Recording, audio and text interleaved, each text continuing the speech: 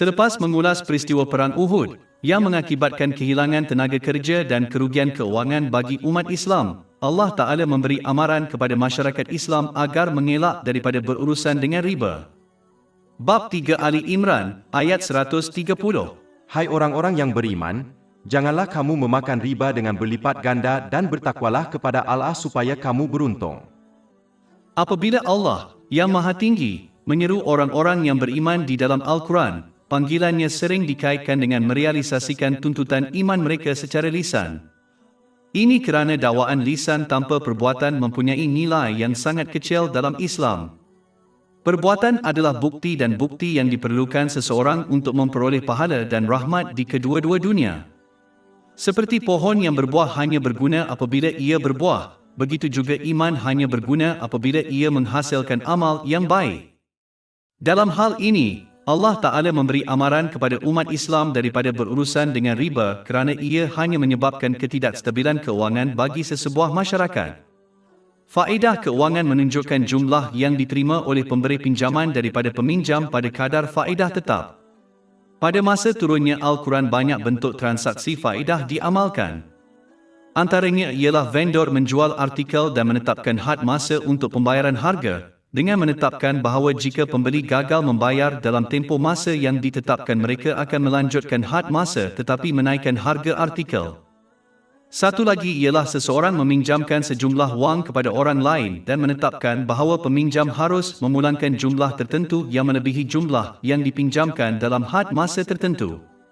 Bentuk transaksi faedah yang ketiga ialah peminjam dan vendor bersetuju bahawa yang pertama akan membayar balik pinjaman dalam had tertentu pada kadar faedah tetap, dan jika mereka gagal berbuat demikian dalam had tersebut, pemberi pinjaman akan melanjutkan had masa tetapi pada masa yang sama akan meningkatkan kadar faedah.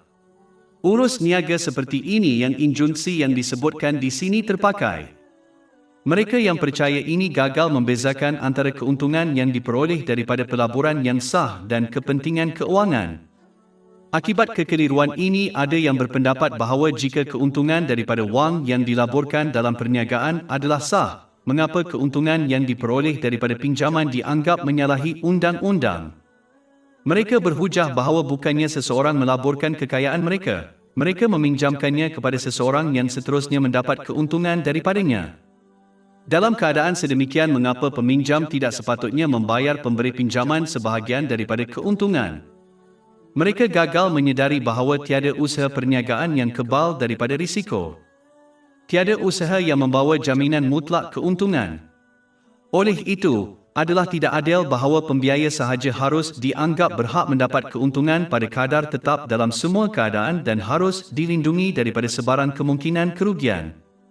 Ia bukan sebahagian daripada keadilan bahawa mereka yang mendedikasikan sumber mereka tidak dijamin keuntungan pada kadar tetap, manakala mereka yang meminjamkan kekayaan mereka terjamin sepenuhnya daripada semua risiko kerugian dan dijamin keuntungan pada kadar tetap. Dalam urus niaga biasa yang sah, pembeli mendapat manfaat daripada item yang mereka beli daripada penjual. Penjual menerima pampasan untuk usaha dan masa yang dihabiskan untuk membuat barang tersebut. Dalam urus niaga berkaitan faedah sebaliknya, pertukaran faedah tidak berlaku secara saksama. Pihak penerima faedah menerima jumlah tetap sebagai bayaran untuk pinjaman yang mereka berikan dan dengan itu keuntungan mereka terjamin.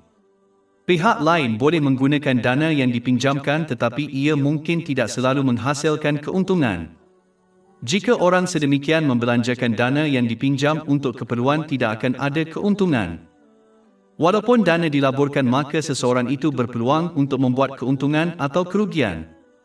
Oleh itu, urus niaga berkaitan faedah menyebabkan sama ada kerugian di satu pihak dan keuntungan di pihak yang lain, atau keuntungan yang dijamin dan tetap di satu pihak dan keuntungan yang tidak menentu di pihak yang lain. Oleh itu, perdagangan yang sah tidak sama dengan kepentingan keuangan. Di samping itu, beban faedah menyukarkan peminjam untuk membayar balik pinjaman. Mereka mungkin perlu meminjam daripada sumber lain untuk membayar pinjaman dan faedah asal. Oleh kerana cara faedah bekerja, jumlah tertunggak terhadap mereka selalunya kekal walaupun selepas mereka membayar balik pinjaman. Tekanan keuangan ini boleh menghalang orang ramai mendapatkan keperluan hidup untuk diri dan keluarga. Tekanan ini boleh membawa kepada banyak masalah fizikal dan mental. Akhirnya, dalam sistem jenis ini hanya yang kaya menjadi lebih kaya manakala yang miskin menjadi lebih miskin. Walaupun berurusan dengan kepentingan keuangan secara zahirnya kelihatan seperti seseorang memperoleh kekayaan tetapi pada hakikatnya ia hanya menyebabkan kerugian keseluruhan kepada mereka. Kehilangan ini boleh berlaku dalam pelbagai bentuk. Sebagai contoh, ia boleh menyebabkan mereka kehilangan urusan perniagaan yang baik dan sah yang boleh mereka perolehi jika mereka mengelak daripada berurusan dengan kepentingan keuangan. Allah Ta'ala boleh menyebabkan mereka menggunakan harta mereka dengan cara yang tidak menyenangkan hati mereka. Sebagai contoh, mereka mungkin menghadapi penyakit fizikal yang menyebabkan mereka membelanjakan harta haram mereka yang berharga sehingga gagal menggunakannya dengan cara yang menyenangkan hati mereka. Kehilangan keseluruhan mempunyai aspek rohani juga. Semakin banyak mereka berurusan dengan kepentingan keuangan, semakin besar ketamakan mereka menjadi bermakna. Ketamakan mereka kepada perkara duniawi tidak pernah puas yang menurut definisinya menjadikan mereka miskin walaupun mereka memiliki banyak harta. Orang-orang ini akan pergi dari satu isu keduniaan yang lain sepanjang hari gagal mencapai kepuasan kerana mereka kehilangan rahmat yang menyertai perniagaan dan kekayaan yang sah.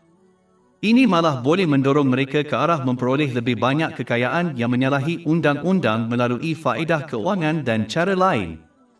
Rugi di akhirat lebih ketara. Mereka akan dibiarkan kosong pada hari kiamat kerana tidak ada amal soleh yang berakar pada yang haram, seperti bersedekah dengan harta yang haram, yang diterima oleh Allah Ta'ala.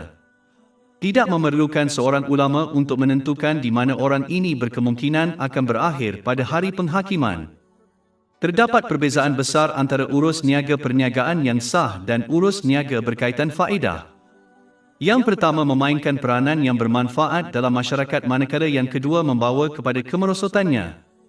Secara semula jadi minat melahirkan ketamakan, mementingkan diri sendiri, sikap tidak peduli dan kezaliman terhadap orang lain. Ia membawa kepada penyembahan harta dan memusnahkan belas kasihan dan perpaduan dengan orang lain. Oleh itu ia boleh merosakkan masyarakat dari sudut ekonomi dan moral. Sedekah, sebaliknya, adalah hasil daripada kemurahan hati dan belas kasihan. Disebabkan oleh kerjasama dan muhibah bersama, masyarakat akan berkembang secara positif yang seterusnya memberi manfaat kepada semua orang. Adalah jelas bahawa jika ada masyarakat yang individunya mementingkan diri sendiri dalam pergaulan antara satu sama lain, di mana kepentingan orang kaya secara langsung bertentangan dengan kepentingan rakyat jelata, masyarakat itu tidak bertumpu pada asas yang stabil. Dalam masyarakat seperti itu, bukannya cinta dan belas kasihan pasti akan tumbuh rasa dengki dan kepahitan bersama. Sebagai kesimpulan, apabila orang memenuhi keperluan mereka sendiri dan keperluan tanggungan mereka dan kemudian membelanjakan dengan cara amal dengan lebihan kekayaan mereka atau mengambil bahagian dalam usaha perniagaan yang sah di sisi undang-undang, maka perdagangan, industri dan pertanian dalam masyarakat sedemikian akan bertambah baik. Taraf hidup dalam masyarakat akan meningkat dan pengeluaran di dalamnya akan jauh lebih tinggi daripada dalam masyarakat di mana aktiviti ekonomi disekat oleh kepentingan keuangan. Bab 3 Ali Imran, ayat 130. Hai orang-orang yang beriman, janganlah kamu memakan riba dengan berlipat ganda. Perkataan Arab yang digunakan untuk memakan secara literal bermaksud makan. Ini memberi amaran bahawa berurusan dengan cara yang menyalahi undang-undang untuk mendapatkan kekayaan, seperti kepentingan keuangan, hanya menggalakkan seseorang untuk mengamalkan mentaliti tamak dan mementingkan diri sendiri di mana mereka hanya mengambil berat untuk mendapatkan lebih banyak kekayaan tanpa mengira kesan negatifnya terhadap mereka dan orang lain. Orang-orang ini mengambil kepentingan keuangan, seperti orang yang tamak memakan makanan apabila mereka sangat lapar. Mereka menjadi sangat taksub untuk memperoleh lebih banyak kekayaan dengan apa cara sekalipun sehingga mereka kelihatan gila mengikut piawaian biasa. Surah 2 Al-Baqarah, ayat 275. Orang-orang yang memakan riba tidak dapat berdiri melainkan seperti berdirinya orang yang dipukul oleh syaitan hingga menjadi gila. Umat Islam yang mengamalkan mentaliti ini sudah pasti akan merosakkan akidah mereka kerana mereka akan melakukan perkara yang bercanggah dengannya. Sebenarnya, Nabi Muhammad, selawat dan salam ke atasnya, telah memperingatkan dalam hadis yang terdapat dalam Jami' at-Tirmizi, nombor 2376, Bahawa kecintaan dan keinginan yang berlebihan terhadap harta dan kepimpinan lebih merosakkan akidah seorang Muslim daripada kemusnahan yang disebabkan oleh 2 ekor serigala kelaparan yang dibebaskan di atas kawanan kambing. Adalah penting untuk memahami bahawa sikap gila ini akan menghalang seseorang daripada mencapai ketenangan fikiran, walaupun mereka memperoleh banyak kekayaan. Ini kerana sikap mereka akan menyebabkan mereka menyalahgunakan nikmat yang telah dikurniakan. Akibatnya mereka tidak akan memperoleh keadaan mental dan fizikal yang seimbang dan sudah pasti mereka akan melesetkan segala-galanya dan setiap orang dalam kehidupan mereka. Fikiran berterusan untuk memperoleh lebih banyak kekayaan dan ketakutan berterusan kehilangan apa sahaja kekayaan yang mereka perolehi hanya akan meningkatkan tekanan, kebimbangan dan masalah mereka di kedua-dua dunia. Waktu kerja yang terlalu lama dan kurang tidur dan rehat hanya akan memburukkan keadaan. Tidak kira berapa banyak harta dan harta dunia lain yang mereka perolehi, oleh itu mereka tidak akan pernah mendapat ketenangan fikiran. Ini agak jelas apabila seseorang memerhatikan orang-orang yang mengamalkan sifat tamak untuk mendapatkan kekayaan. Oleh itu, seorang Muslim mesti mengelakkan segala bentuk harta yang haram, seperti kepentingan keuangan, demi kesihatan mental dan fizikal mereka. Di samping itu, adalah penting untuk diperhatikan bahawa seperti niat seseorang adalah asas batin Islam, mencari dan memanfaatkan perkara yang halal adalah asas zahir Islam. Jika asasnya rosak, maka apa-apa yang mereka lakukan akan rosak dan ditolak oleh Allah Ta'ala, seperti bersedekah. Merosakkan asas iman seseorang adalah jauh lebih buruk daripada melakukan dosa yang menjejaskan bahagian lain iman mereka dan oleh itu mesti dielakkan walau apa cara sekalipun. Allah Ta'ala kemudian menghubungkan antara seorang Muslim yang terus-menerus melakukan dosa dan siksanya di akhirat. Selain itu, dia juga menghubungkan berterusan dalam dosa besar, seperti berurusan dengan riba, dan mati dalam keadaan kafir. Bab 3 Ali Imran, ayat 130-131. Hai orang-orang yang beriman, janganlah kamu memakan riba dengan berlipat ganda dan bertakwalah kepada Allah supaya kamu beruntung. Dan takutlah kepada neraka yang disediakan bagi orang-orang kafir. Selepas mengulas peristiwa Perang Uhud, yang mengakibatkan kehilangan tenaga kerja dan kerugian keuangan bagi umat Islam, Allah Ta'ala memberi amaran kepada masyarakat Islam agar mengelak daripada berurusan dengan riba. Bab 3 Ali Imran, ayat 130. Hai orang-orang yang beriman, janganlah kamu memakan riba dengan berlipat ganda dan bertakwalah kepada Allah supaya kamu beruntung. Apabila Allah, yang Maha Tinggi, menyeru orang-orang yang beriman di dalam Al-Quran, panggilannya sering dikaitkan dengan merealisasikan tuntutan iman mereka secara lisan. Ini kerana dakwaan lisan tanpa perbuatan mempunyai nilai yang sangat kecil dalam Islam. Perbuatan adalah bukti dan bukti yang diperlukan seseorang untuk memperoleh pahala dan rahmat di kedua-dua dunia. Seperti pohon yang berbuah hanya berguna apabila ia berbuah, begitu juga iman hanya berguna apabila ia menghasilkan amal yang baik. Dalam hal ini, Allah Ta'ala memberi amaran kepada umat Islam daripada berurusan dengan riba kerana ia hanya menyebabkan ketidakstabilan keuangan bagi sesebuah masyarakat. Faedah keuangan menunjukkan jumlah yang diterima oleh pemberi pinjaman daripada peminjam pada kadar faedah tetap. Pada masa turunnya Al-Quran banyak bentuk transaksi faedah diamalkan. Antaranya ialah vendor menjual artikel dan menetapkan had masa untuk pembayaran harga, dengan menetapkan bahawa jika pembeli gagal membayar dalam tempoh masa yang ditetapkan mereka akan melanjutkan had masa tetapi menaikkan harga artikel. Satu lagi ialah seseorang meminjamkan sejumlah wang kepada orang lain dan menetapkan bahawa peminjam harus memulangkan jumlah tertentu yang melebihi jumlah yang dipinjamkan dalam had masa tertentu. Bentuk transaksi faedah yang ketiga ialah peminjam dan vendor bersetuju bahawa yang pertama akan membayar balik pinjaman dalam had tertentu pada kadar faedah tetap, dan jika mereka gagal berbuat demikian dalam had tersebut pemberi pinjaman akan melanjutkan had masa tetapi pada masa yang sama akan meningkatkan kadar faedah. Urus niaga seperti ini yang injunksi yang disebutkan di sini terpakai. Mereka yang percaya ini gagal membezakan antara keuntungan yang diperoleh daripada pelaburan yang sah dan kepentingan keuangan. Akibat kekeliruan ini ada yang berpendapat bahawa jika keuntungan daripada wang yang dilaburkan dalam perniagaan adalah sah, mengapa keuntungan yang diperoleh daripada pinjaman dianggap menyalahi undang-undang. Mereka berhujah bahawa bukannya seseorang melaburkan kekayaan mereka, mereka meminjamkannya kepada seseorang yang seterusnya mendapat keuntungan daripadanya. Dalam keadaan sedemikian, mengapa peminjam tidak sepatutnya membayar pemberi pinjaman sebahagian daripada keuntungan? Mereka gagal menyedari bahawa tiada usaha perniagaan yang kebal daripada risiko. Tiada usaha yang membawa jaminan mutlak keuntungan. Oleh itu, adalah tidak adil bahawa pembiaya sahaja harus dianggap berhak mendapat keuntungan pada kadar tetap dalam semua keadaan dan harus dilindungi daripada sebarang kemungkinan kerugian.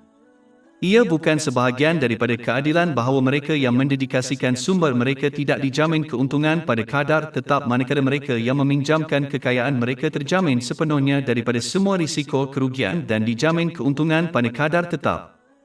Dalam urus niaga biasa yang sah, pembeli mendapat manfaat daripada item yang mereka beli daripada penjual. Penjual menerima pampasan untuk usaha dan masa yang dihabiskan untuk membuat barang tersebut. Dalam urus niaga berkaitan faedah sebaliknya, pertukaran faedah tidak berlaku secara saksama. Pihak penerima faedah menerima jumlah tetap sebagai bayaran untuk pinjaman yang mereka berikan dan dengan itu keuntungan mereka terjamin. Pihak lain boleh menggunakan dana yang dipinjamkan tetapi ia mungkin tidak selalu menghasilkan keuntungan. Jika orang sedemikian membelanjakan dana yang dipinjam untuk keperluan, tidak akan ada keuntungan. Walaupun dana dilaburkan, maka seseorang itu berpeluang untuk membuat keuntungan atau kerugian. Oleh itu, urus niaga berkaitan faedah menyebabkan sama ada kerugian di satu pihak dan keuntungan di pihak yang lain, atau keuntungan yang dijamin dan tetap di satu pihak dan keuntungan yang tidak menentu di pihak yang lain. Oleh itu, perdagangan yang sah tidak sama dengan kepentingan keuangan. Di samping itu, beban faedah menyukarkan peminjam untuk membayar balik pinjaman. Mereka mungkin perlu meminjam daripada sumber lain untuk membayar pinjaman dan faedah asal. Oleh kerana cara faedah bekerja, jumlah tertunggak terhadap mereka selalunya kekal walaupun selepas mereka membayar balik pinjaman. Tekanan keuangan ini boleh menghalang orang ramai mendapatkan keperluan hidup untuk diri dan keluarga. Tekanan ini boleh membawa kepada banyak masalah fizikal dan mental. Akhirnya, dalam sistem jenis ini hanya yang kaya menjadi lebih kaya manakala yang miskin menjadi lebih miskin.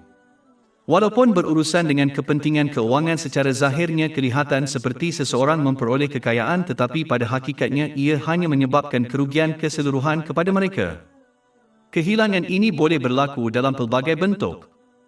Sebagai contoh, ia boleh menyebabkan mereka kehilangan urusan perniagaan yang baik dan sah yang boleh mereka perolehi jika mereka mengelak daripada berurusan dengan kepentingan keuangan. Allah Ta'ala boleh menyebabkan mereka menggunakan harta mereka dengan cara yang tidak menyenangkan hati mereka. Sebagai contoh, mereka mungkin menghadapi penyakit fizikal yang menyebabkan mereka membelanjakan harta haram mereka yang berharga sehingga gagal menggunakannya dengan cara yang menyenangkan hati mereka. Kehilangan keseluruhan mempunyai aspek rohani juga. Semakin banyak mereka berurusan dengan kepentingan keuangan, semakin besar ketamakan mereka menjadi bermakna. Ketamakan mereka kepada perkara duniawi tidak pernah puas yang menurut definisinya menjadikan mereka miskin walaupun mereka memiliki banyak harta. Orang-orang ini akan pergi dari satu isu keduniaan yang lain sepanjang hari, gagal mencapai kepuasan kerana mereka kehilangan rahmat yang menyertai perniagaan dan kekayaan yang sah. Ini malah boleh mendorong mereka ke arah memperoleh lebih banyak kekayaan yang menyalahi undang-undang melalui faedah keuangan dan cara lain. Rugi di akhirat lebih ketara. Mereka akan dibiarkan kosong pada hari kiamat kerana tidak ada amal soleh yang berakar pada yang haram, seperti bersedekah dengan harta yang haram yang diterima oleh Allah Ta'ala. Tidak memerlukan seorang ulama untuk menentukan di mana orang ini berkemungkinan akan berakhir pada hari penghakiman. Terdapat perbezaan besar antara urus niaga perniagaan yang sah dan urus niaga berkaitan faedah. Yang pertama memainkan peranan yang bermanfaat dalam masyarakat, manakala yang kedua membawa kepada kemerosotannya. Secara semula jadi minat melahirkan ketamakan, mementingkan diri sendiri, sikap tidak peduli dan kezaliman terhadap orang lain. Ia membawa kepada penyembahan harta dan memusnahkan belas kasihan dan perpaduan dengan orang lain. Oleh itu ia boleh merosakkan masyarakat dari sudut ekonomi dan moral. Sedekah, sebaliknya, adalah hasil daripada kemurahan hati dan belas kasihan. Disebabkan oleh kerjasama dan muhibah bersama, masyarakat akan berkembang secara positif yang seterusnya memberi manfaat kepada semua orang. Adalah jelas bahawa jika ada masyarakat yang individunya mementingkan diri sendiri dalam pergaulan antara satu sama lain, di mana kepentingan orang kaya secara langsung bertentangan dengan kepentingan rakyat jelata, masyarakat itu tidak bertumpu pada asas yang stabil. Dalam masyarakat seperti itu, bukannya cinta dan belas kasihan pasti akan tumbuh rasa dengki dan kepahitan bersama. Sebagai kesimpulan, apabila orang memenuhi keperluan mereka sendiri dan keperluan tanggungan mereka dan kemudian membelanjakan dengan cara amal dengan lebihan kekayaan mereka atau mengambil bahagian dalam usaha perniagaan yang sah di sisi undang-undang, maka perdagangan, industri, dan pertanian dalam masyarakat sedemikian akan bertambah baik. Taraf hidup dalam masyarakat akan meningkat dan pengeluaran di dalamnya akan jauh lebih tinggi daripada dalam masyarakat di mana aktiviti ekonomi disekat oleh kepentingan keuangan. Bab 3 Ali Imran, ayat 130. Hai orang-orang yang beriman, janganlah kamu memakan riba dengan berlipat ganda. Perkataan Arab yang digunakan untuk memakan secara literal bermaksud makan. Ini memberi amaran bahawa berurusan dengan cara yang menyalahi undang-undang untuk mendapatkan kekayaan, seperti kepentingan keuangan, hanya menggalakkan seseorang untuk mengamalkan mentaliti tamak dan mementingkan diri sendiri di mana mereka hanya mengambil berat untuk mendapatkan lebih banyak kekayaan tanpa mengira kesan negatifnya terhadap mereka dan orang lain. Orang-orang ini mengambil kepentingan keuangan, seperti orang yang tamak memakan makanan apabila mereka sangat lapar. Mereka menjadi sangat taksub untuk memperoleh lebih banyak kekayaan dengan apa cara sekalipun sehingga mereka kelihatan gila mengikut piawaian biasa. Surah 2 Al-Baqarah, ayat 275. Orang-orang yang memakan riba tidak dapat berdiri melainkan seperti berdirinya orang yang dipukul oleh syaitan hingga menjadi gila. Umat Islam yang mengamalkan mentaliti ini sudah pasti akan merosakkan akidah mereka kerana mereka akan melakukan perkara yang bercanggah dengannya.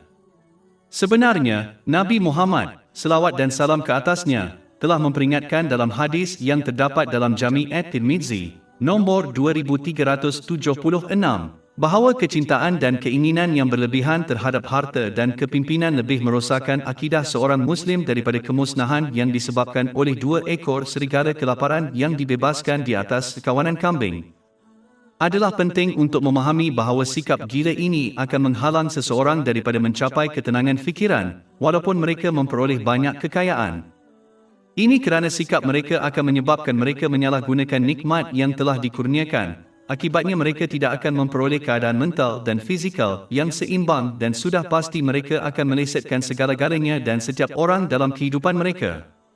Fikiran berterusan untuk memperoleh lebih banyak kekayaan dan ketakutan berterusan kehilangan apa sahaja kekayaan yang mereka perolehi hanya akan meningkatkan tekanan, kebimbangan dan masalah mereka di kedua-dua dunia.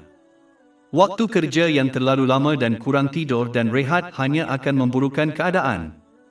Tidak kira berapa banyak harta dan harta dunia lain yang mereka perolehi, oleh itu mereka tidak akan pernah mendapat ketenangan fikiran. Ini agak jelas apabila seseorang memerhatikan orang-orang yang mengamalkan sifat tamak untuk mendapatkan kekayaan. Oleh itu, seorang Muslim mesti mengelakkan segala bentuk harta yang haram, seperti kepentingan keuangan, demi kesihatan mental dan fizikal mereka. Di samping itu, adalah penting untuk diperhatikan bahawa seperti niat seseorang adalah asas batin Islam, mencari dan memanfaatkan perkara yang halal adalah asas zahir Islam. Jika asasnya rosak, maka apa-apa yang mereka lakukan akan rosak dan ditolak oleh Allah Ta'ala, seperti bersedekah. Merosakkan asas iman seseorang adalah jauh lebih buruk daripada melakukan dosa yang menjejaskan bahagian lain iman mereka dan oleh itu mesti dielakkan walau apa cara sekalipun. Allah Ta'ala kemudian menghubungkan antara seorang Muslim yang terus-menerus melakukan dosa dan siksanya di akhirat. Selain itu, dia juga menghubungkan berterusan dalam dosa besar, seperti berurusan dengan riba, dan mati dalam keadaan kafir. Bab 3 Ali Imran, ayat 130-131. Hai orang-orang yang beriman, janganlah kamu memakan riba dengan berlipat ganda dan bertakwalah kepada Allah supaya kamu beruntung. Dan takutlah kepada neraka yang disediakan bagi orang-orang kafir.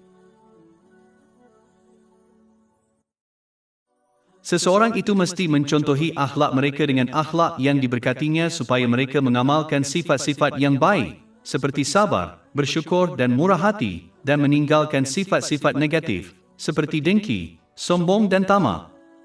Ini akan memastikan mereka mencapai ketenangan fikiran, kerana mengamalkan ciri-ciri positif membawa kepada pemikiran yang positif. Mempelajari dan mengamalkan kehidupan dan ajaran Nabi Muhammad, selawat dan salam ke atas baginda, juga akan memastikan seseorang mewakili baginda dengan betul kepada dunia luar. Sesiapa yang gagal melakukan ini pasti akan memberikan gambaran yang salah kepadanya dan oleh itu menghalang orang bukan Islam dan orang Islam lain daripada belajar dan bertindak mengikut ajaran Islam. Menyalahkan beliau juga akan menyebabkan dunia luar mengkritik Nabi Muhammad, selawat dan salam ke atas baginda, apabila mereka melihat kelakuan buruk umat Islam. Ini adalah sesuatu yang akan dijawab oleh setiap Muslim kerana menjadi kewajipan ke atas mereka untuk mewakili Allah dengan betul dan Nabi-Nya Muhammad, selawat dan salam ke atasnya, kepada dunia luar. Di samping itu, sama seperti bangsa-bangsa terdahulu yang mengaku mengasihi Nabi-Nabi mereka, tidak akan menyertai mereka di akhirat kerana mereka gagal mengikuti mereka secara praktikal. Begitu juga orang-orang Islam yang gagal mengikuti Nabi Muhammad, selawat dan salam ke atasnya, tidak akan menyertainya di akhirat. Sebaliknya, seseorang akan menyertai mereka yang secara praktikalnya mereka tiru di dunia ini. Ini telah ditunjukkan dalam hadis yang terdapat dalam Sunan Abu Daud, nombor 4031. Sesiapa yang mentaati Allah, yang Maha Tinggi, dan Nabi-Nya Muhammad, selawat dan salam ke atasnya, akan memastikan mereka menggunakan nikmat yang telah diberikan dengan betul. Ini membawa kepada keadaan mental dan fizikal yang seimbang dan memastikan seseorang meletakkan segala-galanya dengan betul dan setiap orang dalam kehidupan mereka sambil menyediakan secukupnya untuk accountability mereka pada hari penghakiman. Ini membawa kepada ketenangan fikiran di kedua-dua dunia. Bab 3 Ali Imran, ayat 132. Dan taatlah kamu kepada Allah dan Rasul, supaya kamu mendapat rahmat. Ini juga menunjukkan pentingnya mematuhi dua sumber bimbingan dengan ikhlas, Al-Quran dan hadis Nabi Muhammad, selawat dan salam ke atasnya, dan menjauhi semua sumber ilmu agama yang lain. Semakin banyak seseorang itu beramal pada sumber ilmu agama yang lain, walaupun ia membawa kepada amal soleh, maka semakin sedikit mereka akan beramal dengan dua sumber hidayah itu, yang seterusnya membawa kepada kesesatan. Inilah sebabnya mengapa Nabi Muhammad, selawat dan salam ke atasnya, telah memberi amaran dalam hadis yang terdapat dalam Sunan Abu Daud, nombor 4606, bahawa apa-apa perkara yang tidak berakar pada dua sumber hidayah akan ditolak oleh Allah Ta'ala. Di samping itu, semakin seseorang itu bertindak atas sumber ilmu agama yang lain, semakin mereka akan mula bertindak terhadap perkara yang bercanggah dengan ajaran Islam. Beginilah cara iblis menyesatkan manusia, selangkah demi selangkah. Sebagai contoh, seseorang yang menghadapi kesukaran akan dinasihatkan untuk melakukan latihan kerohanian tertentu yang bercanggah dan mencabar ajaran Islam. Oleh kerana orang ini jahil dan mempunyai tabiat bertindak atas sumber ilmu agama yang lain, mereka akan mudah terjerumus ke dalam perangkap ini dan mula melakukan latihan kerohanian yang secara langsung mencabar ajaran Islam. Mereka bahkan akan mula mempercayai perkara-perkara tentang Allah yang Maha Agung dan alam semesta yang bercanggah dengan ajaran Islam juga, seperti orang beriman atau makhluk gaib boleh mengawal takdir mereka, kerana ilmu mereka diambil dari selain dua sumber hidayah. Sebahagian daripada amalan dan kepercayaan yang sesat ini adalah kekufuran yang jelas, seperti mengamalkan ilmu hitam. Surah 2 Al-Baqarah, ayat 102. Bukan Sulaiman yang kafir, tetapi syaitan-syaitan itu kafir, mengajarkan sihir kepada manusia dan apa yang diturunkan kepada dua malaikat di Babil, HRT dan MRT. Tetapi mereka, iaitu dua malaikat, tidak mengajar seseorang melainkan mereka berkata, kami adalah cobaan, maka janganlah kamu kafir dengan melakukan sihir. Jadi seorang Muslim boleh kehilangan iman mereka tanpa menyedarinya, kerana mereka mempunyai tabiat bertindak berdasarkan sumber ilmu agama yang lain. Inilah sebabnya mengapa bertindak atas bid'ah agama yang tidak berakar pada dua sumber hidayah adalah mengikut jejak langkah syaitan.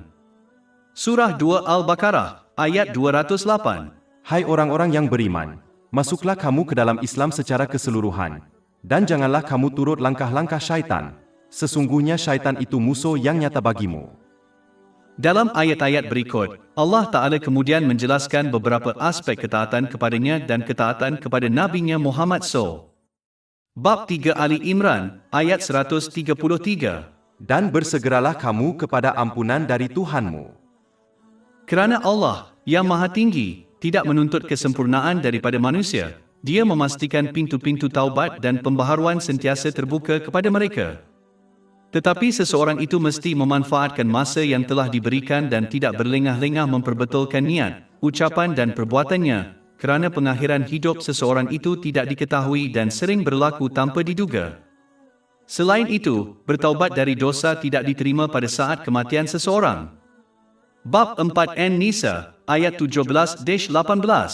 Taubat yang diterima oleh Allah hanyalah bagi orang-orang yang berbuat zalim dalam kejahilan, iaitu apabila hilang kawalan ke atas emosi, kemudian bertaubat segera selepas itu.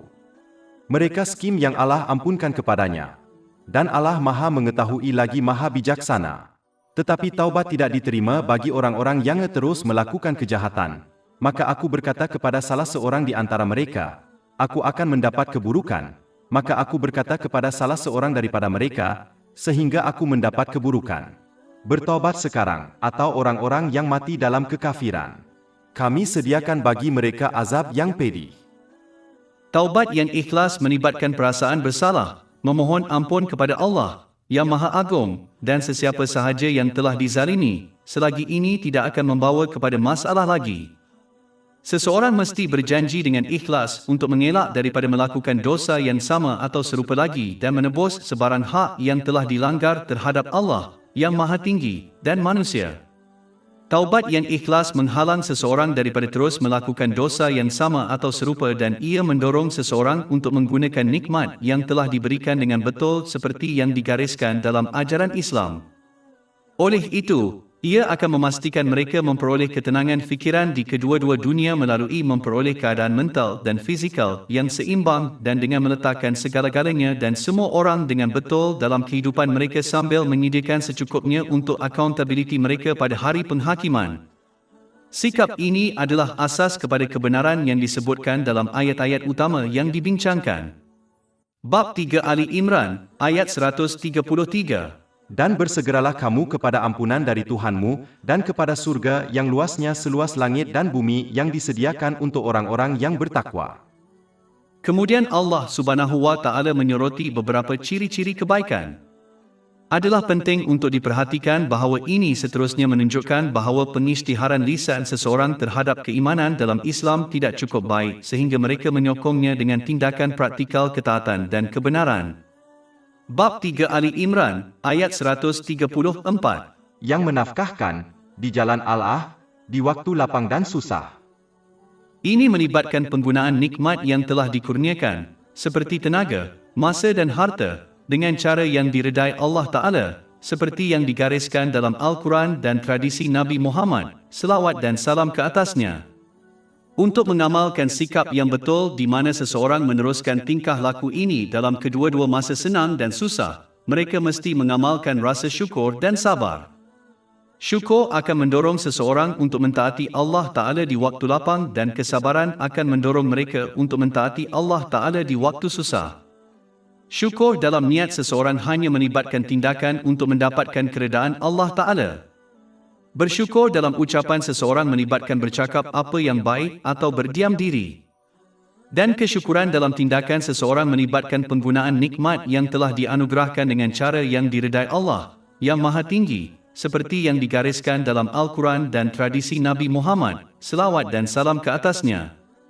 Di samping itu, kesabaran melibatkan mengelakkan mengeluh dengan ucapan atau tindakan seseorang dan tetap teguh pada ketaatan kepada Allah, yang Maha Agung, percaya bahawa Dia hanya memilih yang terbaik untuk mereka, walaupun ini tidak jelas bagi mereka. Surah 2 Al-Baqarah, ayat 216.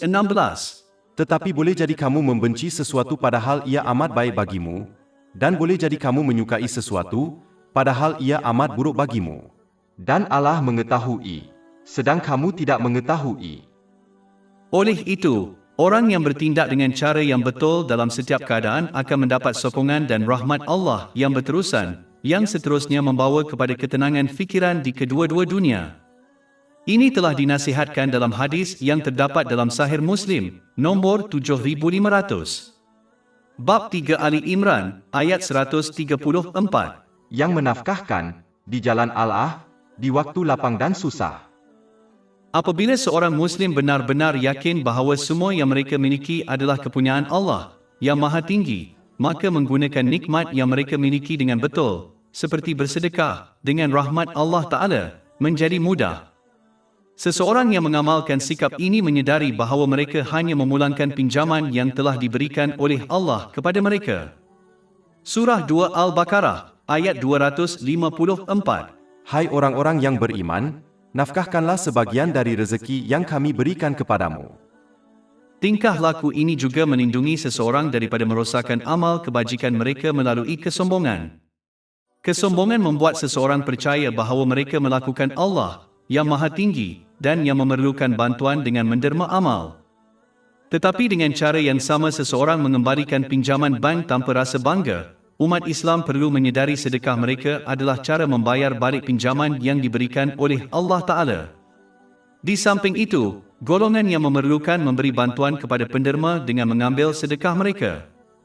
Orang yang memerlukan adalah sarana bagi mereka untuk mendapatkan pahala dari Allah yang Maha Agung, dan tanpa mereka ini tidak mungkin.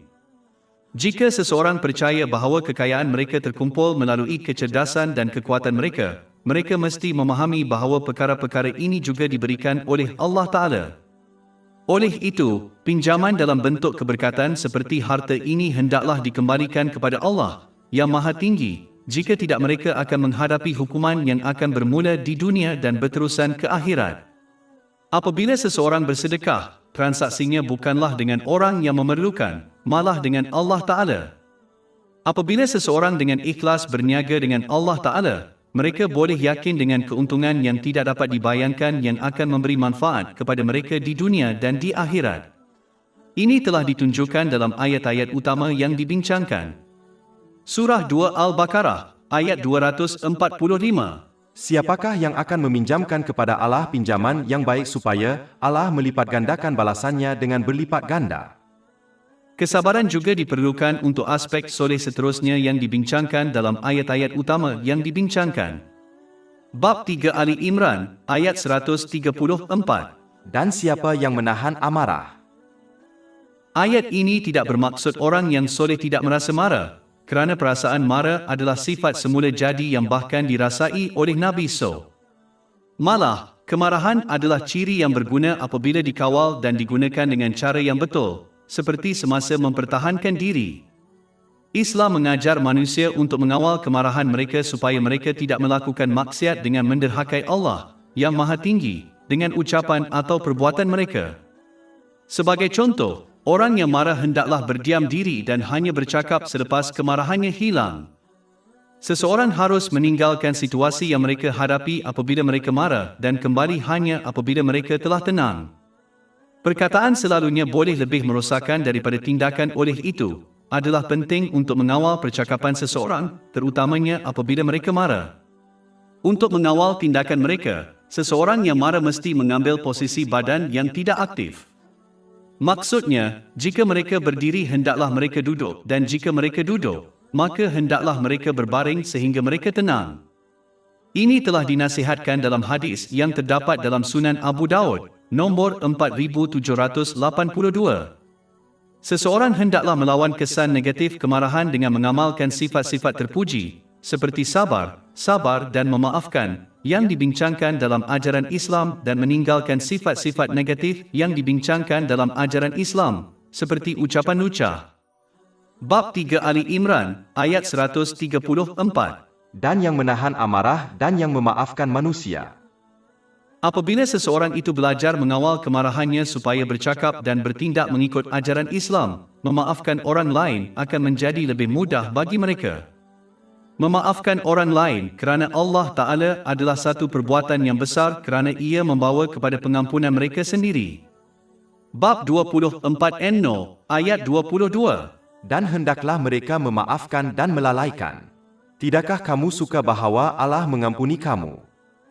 Kita mesti sentiasa ingat bahawa sebagai manusia bukan malaikat, mereka pasti melakukan kesilapan, seperti mereka sendiri melakukan kesilapan. Dan sebagaimana mereka menghendaki agar Allah Ta'ala dan manusia mengampuni kesalahan mereka, mereka juga harus belajar untuk memaafkan kesalahan orang lain. Adalah difahami bahawa seseorang mungkin bergelut untuk memaafkan orang lain atas isu yang sedang berlaku, seperti menjadi kurang upaya selepas kemalangan jalan raya. Jika mereka boleh berusaha untuk memaafkan walaupun dalam kes ini, maka ganjarannya akan lebih besar untuk mereka. Tetapi dalam kes di mana kesalahan yang dilakukan kepada seseorang tidak berterusan, seseorang harus memaafkan orang lain dan tidak menyimpan dendam. Orang yang menyimpan dendam jenis ini hendaklah takut bahawa Allah Ta'ala akan meneliti amalan mereka pada hari kiamat, sama seperti mereka meneliti dan menahan kesilapan manusia di dunia ini. Orang yang diselidiki amalannya pada hari kiamat akan mendapat siksa. Ini telah disahkan dalam hadis yang terdapat dalam Sahih Bukhari, nombor 103. Akhir sekali, adalah penting untuk diperhatikan bahawa memaafkan orang lain termasuk mengambil langkah untuk melindungi diri daripada kemudaratan orang lain supaya sejarah tidak berulang. Sabar dan memaafkan orang lain tidak melibatkan sikap pasif di mana seseorang membenarkan orang lain melakukan kesalahan dan mereka gagal mengambil langkah untuk melindungi diri mereka daripada dicederakan lagi. Sikap pasif ini tidak ada kena-mengena dengan ajaran Islam. Sebagai contoh, seorang wanita yang didera secara fizikal oleh suaminya mesti mengambil langkah untuk melindungi dirinya dan anak-anaknya, walaupun ini melibatkan menghubungi polis dan meninggalkannya. Selepas dia telah melindungi dirinya dan anak-anaknya dari bahayanya dan meneruskan kehidupannya, dia boleh mencari keadilan di dunia ini melalui kerajaan dan mencari keadilan pada hari penghakiman daripada Allah Ta'ala. Tetapi jika dia dapat memaafkan dia atas kesalahan masa lalunya terhadapnya kerana Allah Ta'ala, itu akan membawa kepada pengampunan baginya. Bab 3 Ali Imran, ayat 134. Dan Allah menyukai orang-orang yang berbuat kebaikan. Ini menjelaskan bahawa cinta ilahi diperoleh melalui tindakan ketaatan, bukan hanya melalui pengisytiharan iman secara lisan. Semakin seseorang itu berterusan melakukan kebaikan, yang melibatkan penggunaan nikmat yang telah dianugerahkan dengan betul seperti yang digariskan dalam ajaran Islam, semakin banyak penjagaan, kasih sayang dan perlindungan ilahi yang akan mereka perolehi di kedua-dua dunia. Ini akan memastikan mereka memperoleh ketenangan fikiran di kedua-dua dunia. Bab 16 An-Nahl, ayat 97. Barang siapa yang mengerjakan amal saleh, baik laki-laki maupun perempuan dalam keadaan beriman, maka sesungguhnya akan kami berikan kepadanya kehidupan yang baik dan sesungguhnya akan kami beri balasan kepada mereka dengan pahala yang lebih baik dari apa yang telah mereka kerjakan. Tetapi adalah penting untuk diperhatikan bahawa kasih sayang dan penjagaan ilahi tidak bermakna seseorang akan mendapatkan semua permohonan dan keinginan mereka dipenuhi di dunia ini atau bahawa mereka akan mengelakkan daripada menghadapi kesukaran. Artinya Allah, yang Maha Tinggi, akan memberikan ketenangan jiwa kepada mereka melalui setiap keadaan yang mereka hadapi, sama ada ketika senang atau susah selagi mereka tetap teguh dalam ketaatan kepadanya. Bab 3 Ali Imran, ayat 134. Dan Allah menyukai orang-orang yang berbuat kebaikan. Di samping itu, kerana tiada had telah ditetapkan untuk melakukan kebaikan, ia meninggalkan orang ramai tanpa alasan. Berbuat baik melibatkan penggunaan nikmat yang telah dianugerahkan dengan betul seperti yang digariskan dalam ajaran Islam dan oleh itu boleh dicapai oleh semua orang tanpa mengira berapa banyak atau sedikit perkara duniawi yang telah dianugerahkan oleh Allah Ta'ala. Bab 3 Ali Imran, ayat 135. Dan orang-orang yang apabila mengerjakan perbuatan keji atau menganiaya diri sendiri. Ini boleh merujuk kepada dosa besar dan kecil. Dosa telah diklasifikasikan sebagai minor dan major. Banyak perkara yang berbeza telah dibincangkan untuk mengklasifikasikan dosa besar dan kecil. Sebagai contoh, sebarang dosa yang akan dihukum oleh kerajaan Islam ditakrifkan sebagai dosa besar. Dan apa-apa dosa yang telah dikaitkan dengan neraka, kemurkaan atau laknat Allah Ta'ala, dianggap sebagai dosa besar. Selain itu, berterusan dengan dosa-dosa kecil juga boleh menyebabkan ia menjadi dosa besar. Dosa-dosa besar hanya akan diampuni dengan taubat yang ikhlas, sedangkan dosa-dosa kecil dapat dihapuskan dengan menjauhi dosa-dosa besar dan melakukan amal soleh. Bab 4 An-Nisa, ayat 31. Jika kamu menjauhi dosa-dosa besar yang dilarang kamu, kami akan hapuskan darimu dosa-dosamu yang kecil. Ajaran Islam dengan sengaja mengelak daripada menyenaraikan dosa besar dan kecil supaya umat Islam tetap berwaspada dengan menganggap sebarang dosa yang mereka lakukan boleh dianggap sebagai dosa besar. Jika senarai diberikan kepada orang, maka ramai daripada mereka sudah pasti akan meneruskan dosa-dosa kecil kerana percaya bahawa mereka tidak penting. Bab 3 Ali Imran, ayat 135. Dan orang-orang yang apabila mengerjakan perbuatan keji atau menganiaya diri sendiri. Ini juga menunjukkan bahawa apabila seseorang melakukan dosa, sebenarnya mereka hanya menzalimi dirinya sendiri, walaupun ini tidak jelas bagi mereka. Kedudukan Allah yang tidak terhingga, yang maha tinggi, tidak berubah sama ada seseorang itu mentaatinya atau tidak. Di samping itu, semakin seseorang menyalahgunakan nikmat yang telah diberikan kepada mereka, semakin tidak seimbang keadaan mental dan fizikal mereka dan semakin mereka akan salah menempatkan segala-galanya dan setiap orang dalam kehidupan mereka dan semakin kurang mereka akan bersedia secara praktikal untuk accountability mereka pada hari penghakiman. Ini hanya akan menyebabkan mereka tekanan, masalah dan kesukaran dalam kedua-dua dunia, walaupun mereka menikmati kemewahan duniawi. Bab 9 At-Taubah, ayat 82. Maka hendaklah mereka ketawa sedikit dan kemudian menangis banyak sebagai pembalasan terhadap apa yang telah mereka usahakan. Bab 20 Taha, ayat 124-126. Dan barang siapa yang berpaling dari peringatanku, maka sesungguhnya baginya penghidupan yang sempit, dan kami akan mengumpulkannya pada hari kiamat dalam keadaan buta. Dia akan berkata, "Ya Tuhanku, mengapa engkau menghimpunkan aku dalam keadaan buta, padahal aku dahulunya adalah seorang yang melihat?" Allah berfirman, "Demikianlah telah datang kepadamu ayat-ayat kami, maka kamu melupakannya, dan demikian pula kamu pada hari ini dilupakan." Di samping itu, apabila seseorang melakukan kesalahan kepada orang lain, mereka akan menghadapi keadilan jika mereka tidak diampuni oleh mangsa mereka. Di akhirat nanti, mereka akan dipaksa untuk memberikan kebajikan mereka kepada mangsa mereka dan jika perlu, mereka akan mengambil dosa mangsa mereka sehingga keadilan ditegakkan. Ini boleh menyebabkan orang yang zalim itu dicampakkan ke dalam neraka. Ini telah diperingatkan dalam sebuah hadis yang terdapat dalam Sahih Muslim, nombor 6579. Oleh itu, seseorang itu hendaklah mengelak daripada melakukan maksiat untuk kepentingan dirinya sendiri, sama ada ini melibatkan pelanggaran hak Allah yang Maha Mulia atau manusia.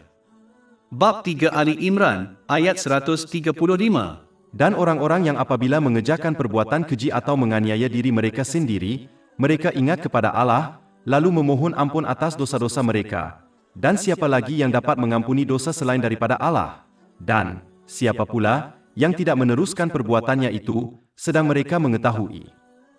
Seperti yang dinyatakan sebelum ini, Allah Ta'ala tidak menuntut kesempurnaan daripada manusia. Dia sebaliknya mengharapkan orang untuk berusaha dalam ketaatannya dan setiap kali mereka melakukan dosa, untuk bertaubat dengan tulus dan memperbaharui tingkah laku mereka. Taubat yang ikhlas melibatkan perasaan bersalah, memohon ampun kepada Allah, yang Maha Agung, dan sesiapa sahaja yang telah dizalimi, selagi ini tidak akan membawa kepada masalah lagi. Seseorang mesti berjanji dengan ikhlas untuk mengelak daripada melakukan dosa yang sama atau serupa lagi dan menebus sebarang hak yang telah dilanggar terhadap Allah, yang Maha Tinggi, dan manusia. Di samping itu, ayat ini menghapuskan konsep angan-angan yang salah di mana seseorang berterusan dengan kemaksiatan kepada Allah Ta'ala, sambil menganggap mereka akan mendapat rahmat dan keampunannya. Sedangkan, pengharapan yang sebenarnya melibatkan usaha dalam ketaatan kepada Allah yang Maha Tinggi, yang melibatkan penggunaan nikmat yang telah dianugerahkan dengan betul mengikut ajaran Islam dan memperbaiki tingkah laku seseorang dan kemudian mengharapkan rahmat dan keampunan Allah, yang Maha Tinggi, di kedua-dua alam. Perbezaan ini telah dibincangkan dalam hadis yang terdapat dalam Jami' At-Tirmizi, nombor 2459. Oleh itu, seseorang mesti menghargai perbezaan itu dan memastikan mereka benar-benar mengharapkan rahmat dan keampunan Allah Ta'ala dan mengelakkan angan-angan kerana ia tidak mempunyai nilai dalam Islam. Allah Ta'ala kemudian menjamin keampunan dan kejayaan di kedua-dua dunia kepada mereka yang mengamalkan ciri-ciri kebenaran yang dibincangkan dalam ajaran Islam. Bab 3 Ali Imran, ayat 136. Mereka itu balasannya ialah ampunan dari Tuhan mereka dan surga yang mengalir di bawahnya sungai-sungai. Mereka kekal di dalamnya dan skim sebaik-baik pahala orang-orang yang beramal. Tetapi seperti yang disebutkan sebelumnya, Allah Ta'ala menjelaskan dalam ayat ini bahawa pahala ini diberikan kepada mereka yang mengikrarkan iman mereka secara lisan dengan perbuatan yang baik. Seperti yang dibincangkan sebelum ini, adalah penting untuk memahami bahawa iman adalah seperti tumbuhan yang mesti dipelihara dengan tindakan ketaatan untuk berkembang dan terus hidup. Begitu juga tumbuhan yang gagal mendapat khasiat, seperti cahaya matahari, akan mati. Begitu juga iman seseorang mati yang gagal memeliharanya dengan tindakan ketaatan. Ini adalah kerugian terbesar.